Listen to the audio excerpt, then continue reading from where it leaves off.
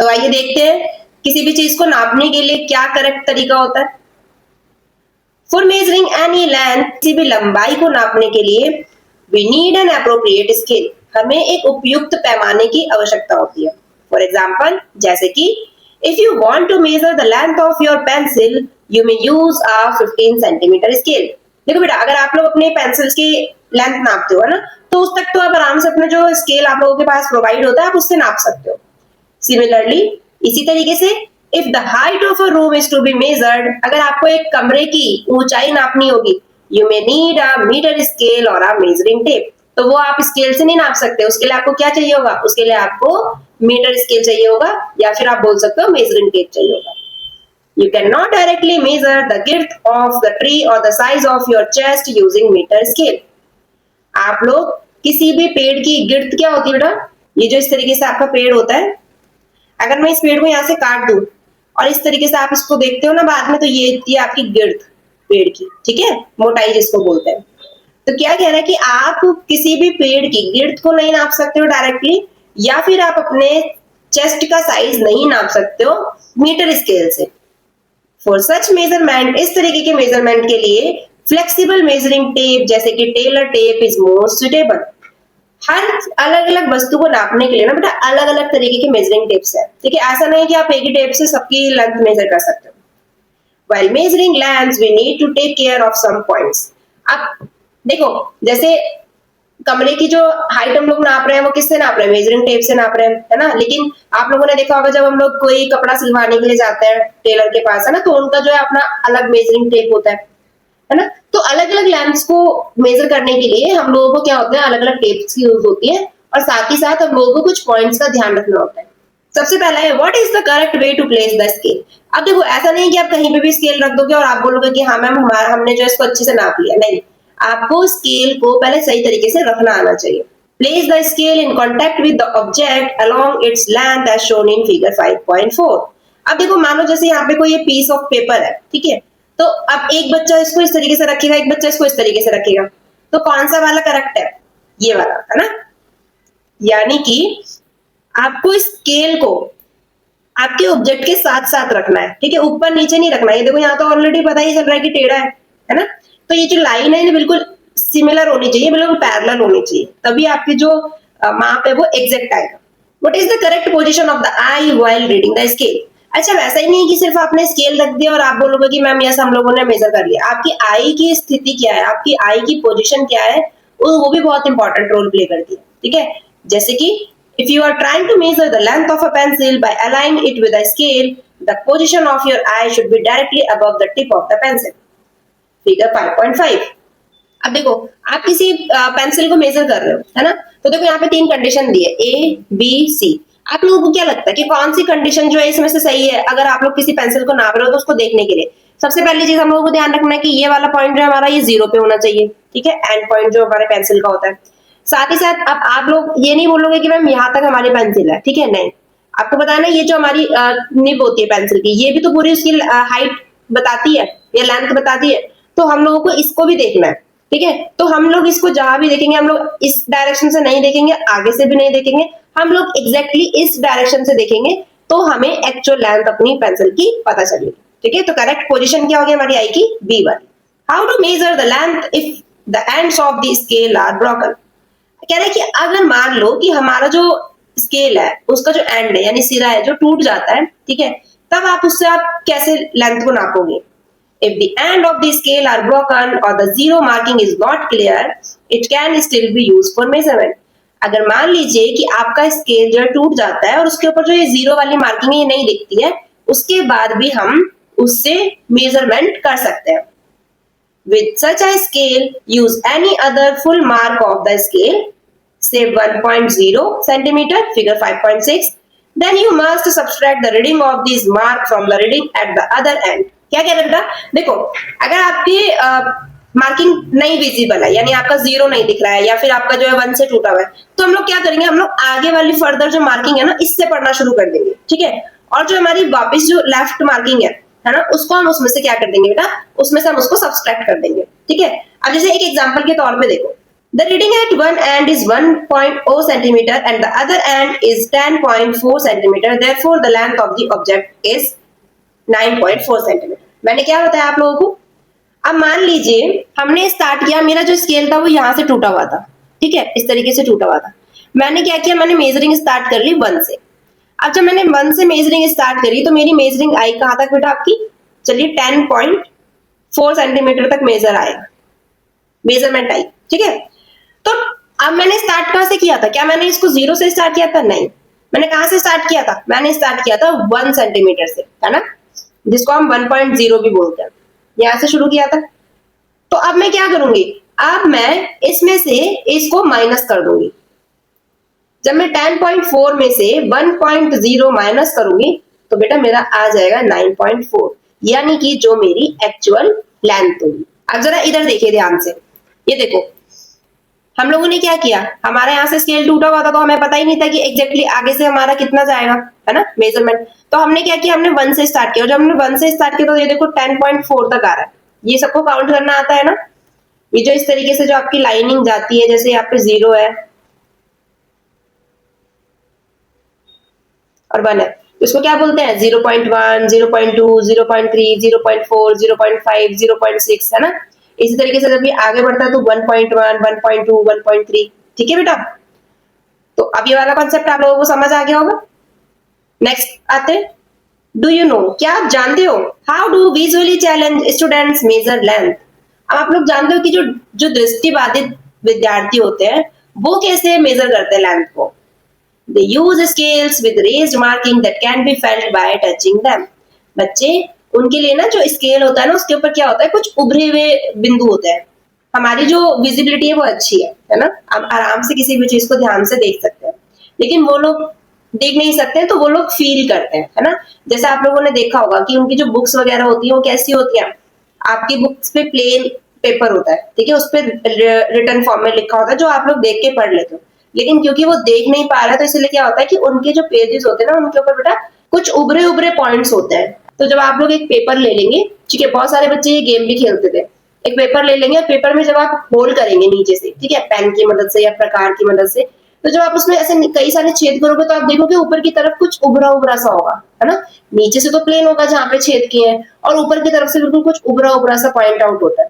इसी तरीके से अगर आप लोग ध्यान से देखोगे तो उनके लिए जो स्केल्स वगैरह बनाए जाते हैं उनके ऊपर कुछ उभरी उभरी इस तरीके से बिंदु क्रिएट कर दिए जाते हैं, जिनको टच करके फील करके वो मेजरमेंट में उस स्केल का हेल्प लेते हैं। Is it okay? Activity 5.1 let us measure. तो चलिए अब आप लोगों ने समझ लिया अच्छे से कि कैसे आप लोग स्केल की मदद से या बाकी चीजों की मदद से मेजरमेंट कर सकते हो। तो अब आप लोगों को कुछ एक्टिविटी करना क्या, आप लोगों को आपको कुछ ऑब्जेक्ट्स ले लेने हैं, जैसे कि कॉब, कंगा, पेन, पेंसिल, इरेजर। अब आप इनकी लेंथ को मेजर करेंगे। क्या करना है आप लोगों को, इनकी लेंथ को मीटर स्केल से 1 बाय 1 मेजर करना है और उसके बाद आपको नोट डाउन करना है, ठीक है। अब ये रहेगा आप लोगों के लिए होमवर्क, क्योंकि इसमें कुछ इतना खास करने के लिए नहीं है। आपको बस यहाँ पे अपने ऑब्जेक्ट्स के नाम लिख लेना है, जैसे आप लोग कॉम का यूज कर रहे हो, आप लोग पेन का यूज कर रहे हो, आप लोग पेंसिल का यूज कर सकते हो, ठीक है, या फिर आप लोगों के घर पे कोई स्टिक है तो उसका यूज कर सकते हो, ठीक है, या और भी अदर बहुत सारी चीजें आप लोगों के घर में अवेलेबल होंगी, और साथ ही साथ आपको उनकी लेंथ यहाँ पे बतानी, ठीक है। अच्छा, while writing the length do not forget to write the unit also। ध्यान रखना जिस भी स्केल से आप नापेंगे, मीटर में, सेंटीमीटर में, ठीक है, तो उसकी लेंथ जो आपकी यूनिट है ना वो आपको जरूर मेंशन करनी है। मेरी बात समझ आ रही है आप लोगों को? जैसे किसी के घर पे छोटी कंघी है जिसकी लेंथ जो है 10 सेंटीमीटर आ गई, तो आपको ये सेंटीमीटर वाली यूनिट भी डालनी है साथ साथ। Thus your result will consist of 2 part, one part is number and other part is unit of measurement। अभी पहले हम लोग पढ़कर भी आए हैं कि जो भी आपका रिजल्ट आएगा उसके अंदर 2 पार्ट होंगे, एक पार्ट होगा आपका नंबर वाला, ठीक है, और दूसरा पार्ट होगा आपका यूनिट वाला। Why are some length measuring devices made up of flexible material? अब एक बच्चा क्या पूछ रहा है बेटा कि जो ये मेजरिंग टेप्स वगैरह होते हैं, है ना, ये इतने लचीले से क्यों होते हैं, कि मतलब किसी भी आप देखते हो ना, जैसे टेलर वाला जो आपने मेजरिंग टेप देखा है आराम से किसी भी शेप में मुड़ जाता है। आपको क्या लगता है कि इतने लचीले पदार्थ से क्यों बने होते हैं? Some of your friend in the class would have measured the length of same objects। आपके जो कक्षा है ना उसमें बच्चे जो है वो भी ये वाली एक्टिविटी करेंगे, उन्होंने भी कई तरीके की जो ऑब्जेक्ट्स उनको नापा होगा, compare the length measure by you with that of your friends. अब आप लोगों को क्या करना है, अपने दोस्तों के साथ जो आपने मेजरमेंट किया है इसकी तुलना करनी है। Are the measured length the same or slightly different? If not the same, discuss the possible reason for the differences.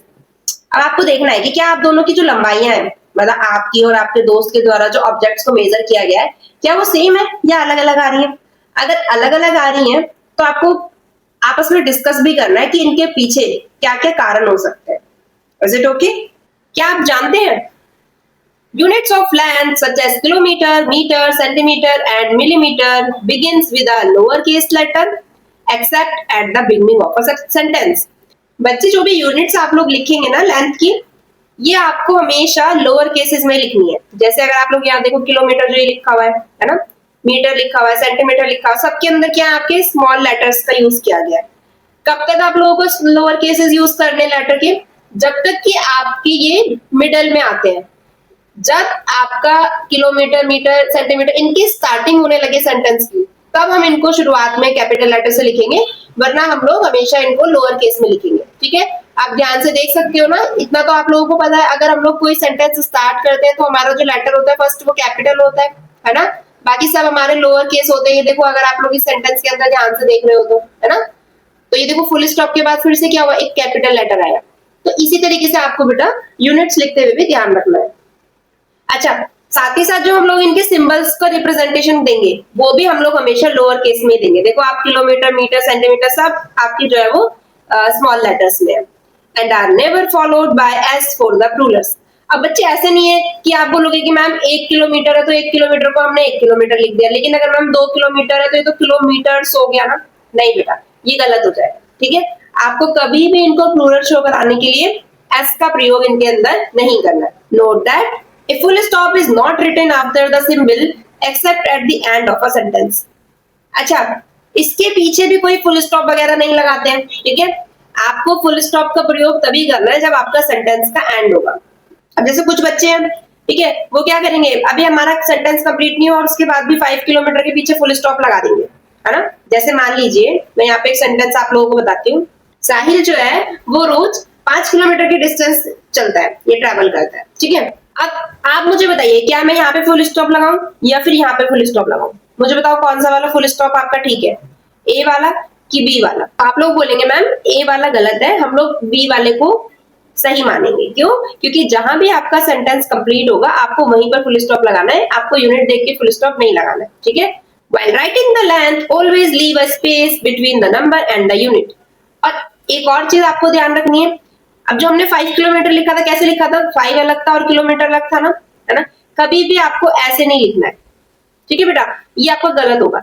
आपको, क्योंकि हमें अभी पता है कि हम लोग जब भी यूनिट लिखते हैं किसी लेंथ की, तो हमारे पास दो चीजें होती है, एक तो हमारे पास नंबर होता है और एक साथ ही साथ हमारे पास यूनिट होती है। दोनों के बीच हम थोड़ा सा स्पेस दिखाएंगे, ये रिप्रेजेंट करने के लिए कि यूनिट और नंबर को हमने थोड़ा सा अलग अलग करके लिखा है। ठीक है, नेक्स्ट आते हैं 5.4 measuring the length of a curved line. अब चलिए, ये तो हम लोगों को समझ आ गया कि कोई पेपर था, ठीक है, या कोई स्ट्रेट चीज थी तो हम लोगों ने उसको नाप लिया था आराम से। अब अगर हम लोगों को कोई कर्व लाइन नापनी हो तो कैसे नापेंगे, आइए जानते हैं। Anish and his parents fixed electrical string lights on the arch of the veranda of their house as shown in figure 5.7 for a celebration at home। अब बेटा आप लोगों ने देखा होगा कि आप लोगों के घरों में जब कोई फंक्शन होता है, कोई पार्टी होती है ना, दिवाली वगैरह ऐसी चीजें होती है, तो आप क्या करते हो, अपने घर को सजाते हो, डेकोर करते हो। और इसी तरीके से अनीश और उसके पेरेंट्स ने भी क्या किया बेटा, इलेक्ट्रिक जो स्ट्रिंग लाइट है उसको देखो इस तरीके से बरामदा के कर्व्स पर, ये जो आर्चेस है ना, इनके ऊपर इस तरीके से इन्होंने रिप्रेजेंट किया है। How would they have measured the required length of the string light? अब आपको क्या लगता है कि ये लाइट लगाते गए और बीच बीच में जोड़ते गए, या फिर पहले इन्होंने मेजर किया कि भाई इतनी लाइट जो पर्टिकुलरली यहाँ पर लगेगी? और अगर आप बोलते हो कि मैम उन्होंने पहले मेजर किया होगा, तो मेजर कैसे किया होगा? In the case of a curved line, measurement can be made with the help of a flexible measuring tape or by using a thread as shown in figure 5.8। बेटा देखो, दो तरीके से मेजर हम लोग कर सकते हैं। आपको पता है, एक तो हम लोगों ने पढ़ा था फ्लेक्सिबल वाला मेजरिंग टेप, उसकी आप मदद ले सकते हो। और अगर आपके पास ये भी नहीं है, ठीक है, तो आप क्या कर सकते हो, आप किसी धागे या किसी रस्सी की हेल्प से आप क्या कर सकते हैं, उन कर्व की डिस्टेंस को मेजर कर सकते हैं। देखो कैसे, ये देखो मैं यहाँ से एक रस्सी लेकर गई और मैं इसको ऐसे कर्व तक ऐसे ऐसे ले जाके, ठीक है, पूरा इसके कर्व्स देख रही हूँ कि यहाँ तक कितना बनेगा, ठीक है। अब मैंने इस क्या किया, अब मैंने इस वाली रस्सी को जो मेरे पास इस तरीके से आई है, अब मैं इसी रस्सी को स्ट्रेट करके किसी भी मेजरिंग टेप के सम्मुख रख के, ठीक है, अब मैं पता लगा सकती हूँ, लाइट लूं जिससे कि वो मेरे पूरे घर के आर्चेस को कवर कर सके। समझ आया किस तरीके से करते हैं, है ना। आप देख सकते हो अब जो उन्होंने थ्रेड यूज किया है ना, थ्रेड जो उन्होंने यूज किया था, जो कर्व्स थे उनको मेजर करने के लिए, अब पता कैसे लगेगा कि कितनी लेंथ आई है। अब क्या करेंगे, उस थ्रेड को सीधा करेंगे और किसी भी मीटर स्केल पे नाप के देख सकते हैं। तो समझ आया कि हम लोग किसी भी कर्व लाइन को किस तरीके से मेजर करेंगे। अब नेक्स्ट आता है आपका 5.5 डिस्क्राइबिंग पोजीशन। अब हम लोग देखते हैं कि किसी भी पोजीशन को हम निर्धारित कैसे करते हैं, किसी भी स्थिति का निर्धारण कैसे किया जाता है। आइए देखते हैं। One day the teacher informs her students that she has planned an educational visit to a nearby garden. बेटा एक दिन जो टीचर है उन्होंने अपने स्कूल के बच्चों को सूचित किया, उन्हें बताया कि 2 दिन के बाद वो लोग एक घूमने का प्लान बना रहे हैं, कहाँ पे, अपने ही स्कूल के पास एजुकेशनल विजिट लेंगे। कोई गार्डन है, ठीक है, वहां पर एक एजुकेशनल विजिट लेने का वो लोग प्लान बना रहे हैं। She asked the students to reach there directly in the morning. अब वो बच्चों से उन्होंने क्या कहा कि आप लोग सीधा सुबह सुबह वहीं पर पहुंचेंगे। Deepa and her friend start discussing whether the garden would be closer than their school or farther. Deepa और उसकी जो फ्रेंड है, अब वो डिस्कशन करने लगी क्या कि हमारा जो गार्डन है वो स्कूल से दूर है या स्कूल से पास है। Tasneem and Padma says that the garden would be closer, while Deepa and Anish feel that the school would be closer. अब क्या हुआ, अब बच्चों के बीच में ना थोड़ा इस चीज को लेकर डिस्कशन होने लगा। कोई बच्चे बोलने लगे कि नहीं हमारा जो गार्डन है वो पास होगा, कुछ बच्चे कहने लगे नहीं विद्यालय पास में है। Hardeep thinks that both would be almost at an equal distance. अब हरदीप ने क्या कहा, दोनों ही जो है ना बराबर दूरी पर है, ठीक है। अब ये देखो जरा, अब यहाँ पे एक लोकेशन दिखाई गई है, bus stand, school garden and house of Deepa and her friend. देख सकते हो आप, ये यहाँ पे बस स्टैंड है, ये स्कूल है, फिर ये दीपा का घर है, अनीश का घर है, हरदीप का घर है, तस्नीम का घर है, पद्मा का घर है, गार्डन, ठीक है ना, गार्डन। अच्छा मुझे देखकर जल्दी से बताओ, क्या हरदीप सही बोल रहा है कि वो जो उसके स्कूल की और गार्डन की जो डिस्टेंस है वो इक्वल है? चलो पहले थोड़ा इसको समझते हैं, ठीक है। देखो सबको अपने अपने घर से स्कूल जाना है। पहले दीपा अपने घर से स्कूल जाती थी, फिर अनीश अपने घर से स्कूल जाता था, फिर हरदीप अपने घर से स्कूल जाता था, ठीक है, तस्नीम अपने घर से स्कूल जाती थी और पद्मा अपने घर से स्कूल जाती थी, ठीक है। तो ये हो गई डिस्टेंस इन लोगों के घर से स्कूल की। लेकिन अब मैम ने क्या कहा है, अब मैम ने कहा है कि आप लोगों को कहाँ आना है, अब आप लोगों को गार्डन आना है ना। अब देखो उल्टी सिचुएशन हो गई, ये देखो पद्मा के घर से गार्डन इधर है, तस्नीम के घर से इधर, हरदीप के घर से इधर, अनीश के घर से इधर और दीपा के घर से इधर। अभी मैं डिस्टेंस किलोमीटर मीटर इन सब में नहीं बता रही क्योंकि ऐसा कोई डाटा आपको दिया नहीं है ना। मैं सिर्फ अभी डायरेक्शंस बता रही हूँ और कुछ एक लॉजिकल बेस्ड पे मैं आपसे पूछूंगी आपको क्या लगता है कि कौन सी चीज सही है। देखो तस्नीम और पद्मा ने क्या बोला था, तस्नीम और पद्मा ने ये बोला था कि जो हमारे लिए तो भाई गार्डन है वो पास है ना। ये देखो तस्नीम और पद्मा, इनके पास है ना गार्डन, जबकि स्कूल इनसे दूर हो जा रहा था। देखो 1 2 3 3 घर के बाद स्कूल था, लेकिन यहाँ पर क्या है दोनों के घर, तो तस्नीम और पद्मा तो ठीक है। अच्छा दीपा और अनीश ने क्या कहा कि उनका जो स्कूल है वो पास है जबकि गार्डन दूर है। तो दीपा और अनीश की अगर मैं बात करूं तो इनके पास स्कूल है लेकिन इनसे दूर है गार्डन, ये भी बात बिल्कुल सही है। और हरदीप ने कहा कि उसके लिए तो दोनों ही डिस्टेंस बराबर है। चलिए देखते हैं, ये रहा हरदीप का घर। अच्छा अब ये स्कूल जाएगा तब भी 2 घर बीच में पड़ रहे हैं, है ना, और ये गार्डन जाएगा तब भी 2 घर बीच में पड़ रहे हैं। Now, who do you think is correct? आपको क्या लगता है कि कौन जो है इसमें से सही है? All of them are correct. Figure 5.9 सभी सही है। अगर हम लोग फिगर के हिसाब से देखें तो सभी सही है। Then why are their observations different? अगर सभी सही है तो उनके द्वारा जो ऑब्जर्व किया जा रहा है वो अलग अलग क्यों है? जो ऑब्जर्वेशन वो लोग कर रहे हैं वो अलग अलग क्यों है? They are locating the distance of the school and the garden from their houses. बेटा क्योंकि उनके जो विद्यालय और गार्डन के बीच की जो दूरी है ना, वो उनका जो अनुमान है वो अपने घरों से कर रहे हैं, किसी एक फर्दर पॉइंट से नहीं कर रहे। मेरी बात ध्यान से समझिएगा। अगर यहाँ पे 2 बच्चे हैं, ठीक है, उनको मैं कह रही हूँ कि इन लोगों को यहाँ पे ए पॉइंट से भागना है, ठीक है, और बी पॉइंट तक जाना है ना। तो भाई अब दोनों के लिए सेम ही सिचुएशन है ना, ए पॉइंट से बी तक की डिस्टेंस देखनी है तो दोनों सेम ही डिस्टेंस कवर करेंगे जो भी यहाँ पे डिस्टेंस होगी, है ना।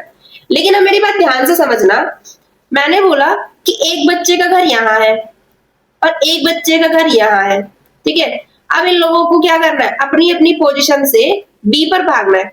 तो क्या दोनों सेम डिस्टेंस ट्रेवल करेंगे? नहीं, क्योंकि आप कहेंगे कि मैम ए वाले का घर जो है वो बी से दूर है तो वो ज्यादा डिस्टेंस ट्रेवल करेगा, है ना। जबकि सी वाले की जो दूरी है वो यहाँ से कम है तो ये कम डिस्टेंस ट्रेवल करेगा। तो मेरी बात समझ आ रही है? अब उनकी जो ऑब्जर्वेशन है वो अलग अलग इसीलिए आ रही है क्योंकि वो अपने अपने घरों से डिस्टेंस देख रहे हैं। If instead each of them had thought of distances from a same object or point, says the bus stand, then their observations would have been the same. अगर बेटा मैं ये बोल दूं कि उन सभी बच्चों को बस स्टैंड से अपनी दूरी देखनी है, आइए देखते हैं। ये देखो, अगर मैं ये बोल दूं कि मैं इन चारों पांचों बच्चों को यहाँ खड़ा कर देती हूँ बस स्टैंड पे, ठीक है। अभी सारे बच्चे यहाँ बस स्टैंड पे आ गए हैं सुबह सुबह। अब हम कह रहे हैं कि यहाँ से बच्चों को गार्डन जाना है, तो बताओ क्या मुझे सबके सब सेम डिस्टेंस ट्रेवल करेंगे, है ना। तो समझ आया सभी को? तो तब सबकी ऑब्जर्वेशन क्या होगी? सबकी ऑब्जर्वेशन सेम होगी क्योंकि हमने एक पॉइंट उठाया है जिस पॉइंट से हमने सबकी डिस्टेंस को देखा है ना। When distance is stated with respect to a fixed object or point, then this point is called a reference point. बेटा जब हम लोग किसी भी वस्तु की दूरी निर्धारित करने के लिए कोई नियत वस्तु या फिर किसी बिंदु का रेफरेंस लेते हैं तो उस बिंदु को हम बोलते हैं रेफरेंस पॉइंट। समझ आया सभी बच्चों को?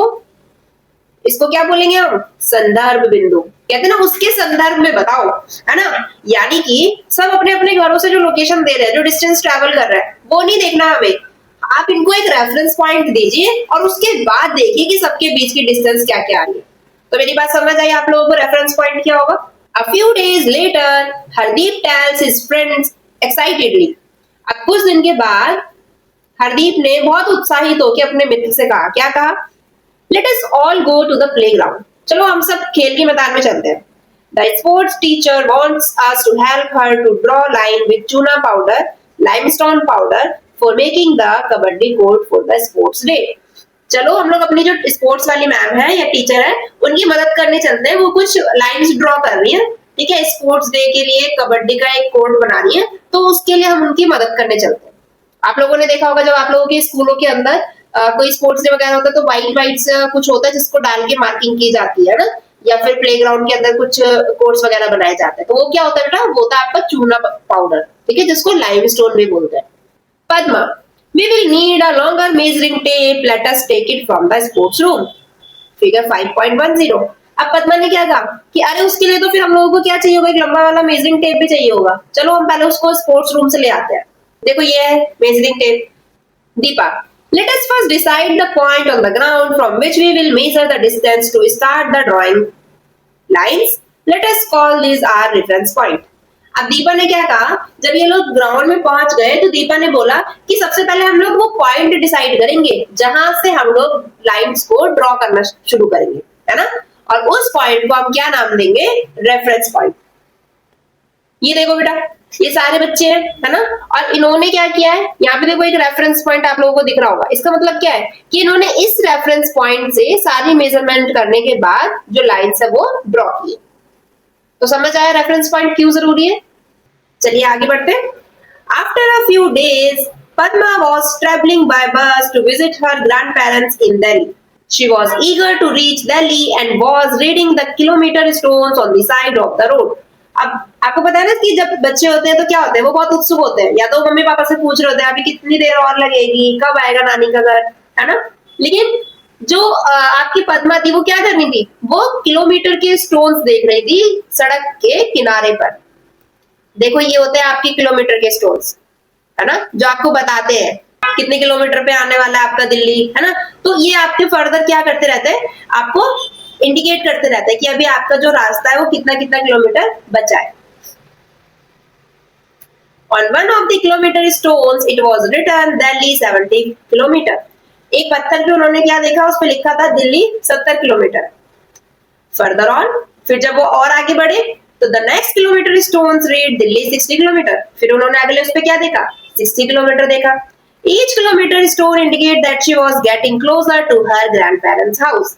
हर किलोमीटर वाला पत्थर उनको ये इंडिकेट कर रहा था, ये दर्शाता जा रहा था कि वो उनके पास पहुंच रही है ना। मैंने बताया ना तुम लोगों को कि जैसे अभी आपने देखा यहाँ पे 70 लिखा है, जब आप और 10 किलोमीटर पार कर जाओगे तो फिर 60 आएगा, फिर और आगे क्या हो जाएगा, 50 किलोमीटर रहेगा, फिर 40 किलोमीटर, फिर 30 किलोमीटर, ऐसे करके डिस्टेंस जो जैसे जैसे आप आगे बढ़ते जाओगे डिस्टेंस आपकी कम होती जाएगी।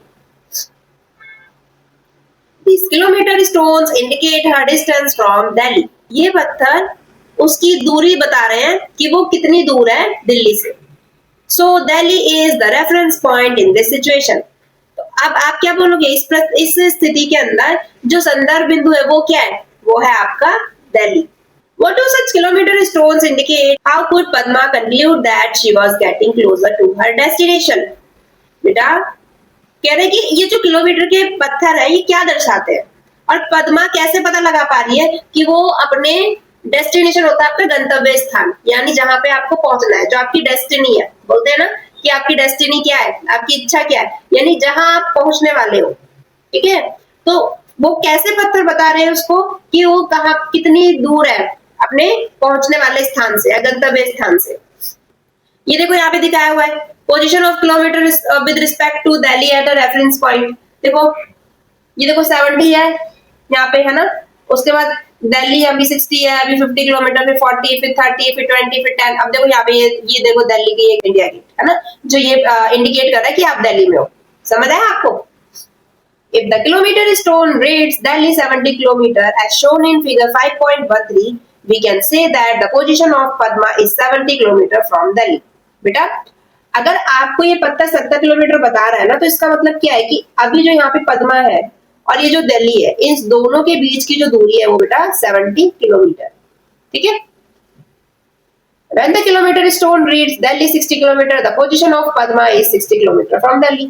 अभी आपको पता चल गया कि अगर यहाँ पर आप अब उस भाई गाड़ी चल रही है तो कुछ ना कुछ डिस्टेंस तो वो ट्रेवल करेगी। अब वापस से पद्मा यहाँ आ गई तो इसका मतलब क्या हुआ, अब दिल्ली से उसके बीच की दूरी कितनी है बेटा, 60 किलोमीटर। ठीक है। Does this mean that the position of Padma with respect to the reference point is changing with time? तो इसका मतलब ये है कि जो रेफरेंस पॉइंट के रिस्पेक्ट में टाइम के साथ साथ पद्मा की पोजीशन भी चेंज होती जा रही है ना। पहले पद्मा यहाँ थी, जैसे टाइम बढ़ता जा रहा है फिर पद्मा की पोजीशन भी चेंज हो रही है और जो आपकी डिस्टेंस है वो भी चेंज हो जा रही है। When does the position of an object change with respect to a reference point? तो किसी वस्तु की स्थिति उसके रेफरेंस पॉइंट के रिगार्डिंग कब चेंज होती है? Does it change when an object is moving? क्या वो जब चेंज होगी जब कोई ऑब्जेक्ट मूव कर रही होगी, यानी कि गतिशील होगी। देखो बेटा अगर आप यहाँ खड़े रहोगे, ठीक है, तो क्या आपके बीच की जो ये डिस्टेंस है रेफरेंस पॉइंट से, क्या ये चेंज होगी? नहीं होगी। इसको चेंज करने के लिए मूवमेंट करना जरूरी है ना। आप जैसे जैसे आगे बढ़ोगे, जब कोई डिस्टेंस आप कवर करोगे तभी तो आपकी जो बाकी बची हुई डिस्टेंस है वो उसके रिगार्डिंग कम होगी, है ना। अगर आप इधर जाओगे तो वो डिस्टेंस ज्यादा हो जाएगी, अगर आप इधर जाओगे तो डिस्टेंस कम रह जाएगी। तो समझ आ रहा है?